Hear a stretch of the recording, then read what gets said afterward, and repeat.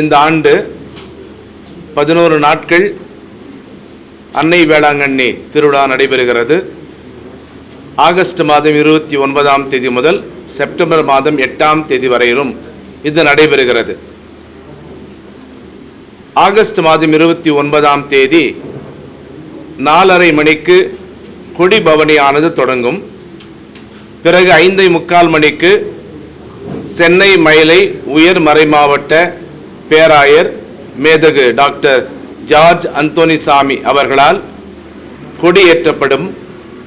அதற்கு பிறகு திருப்பலி நடைபெறும். குறிப்பாக இந்த கொடியேற்றுகின்ற நிகழ்விலே லட்சக்கணக்கான மக்கள் பக்தர்கள் வந்து கூடுவதை கடந்த ஆண்டுகளிலே நாம் பார்த்திருக்கிறோம். இந்த ஆண்டும் அவ்வாறு லட்சக்கணக்கில் பக்தர்கள் வருவார்கள் என்கின்ற ஒரு எதிர்பார்ப்பு நமக்கு உண்டு.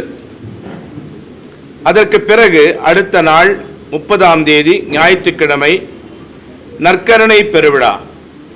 இந்த நற்கருணை பெருவிழாவின் போது திருப்பலிக்கு பிறகு நற்கருணையானது பவனியாக குறிப்பாக எலியட்ஸ் கடற்கரை பீச் வழியாக எடுத்து வரப்படும். பிறகு 7ஆம் தேதி அன்னை மரியாவினுடைய திருத்தேர் திருவிழா. அன்றைக்கு மாலையிலே 5:30 மணிக்கு தேர் பவனியானது தொடங்கும். பிறகு ஆடம்பர கூட்டு திருப்பலி சென்னை மயிலை பேராயர் அவர்களால் நிறைவேற்றப்படும். பிறகு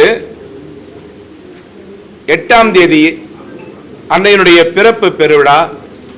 காலை 2 மணி முதலே திருப்பலிகள் தொடர்ந்து நடைபெறும். பிறகு அன்று மாலை 5:30 மணிக்கு ஜெபமாலை மற்றும் கொடி இறக்குகிற அந்த திருப்பலியானது நடைபெறும். தோடு இந்த விழாக்கள் எல்லாம் முடிவடையும். இந்த ஆண்டு ஒவ்வொரு ஆண்டும் ஏதாவது ஒரு மைய கருத்தை வைத்துதான் விழாக்களை எடுக்கின்றோம். இந்த ஆண்டு அமைதி என்கின்ற மைய கருத்தை வைத்து இந்த 11 நாட்களும் விழாக்கள் கொண்டாடப்படுகின்றன. அதற்கேற்றாற் போலவே அந்த தலைப்புகளிலே அமைதி அல்லது சமாதானம் என்கின்ற தலைப்பிலே வருகின்றவர்கள் அதை பற்றி பேசுவார்கள், மறையுரை ஆற்றுவார்கள்.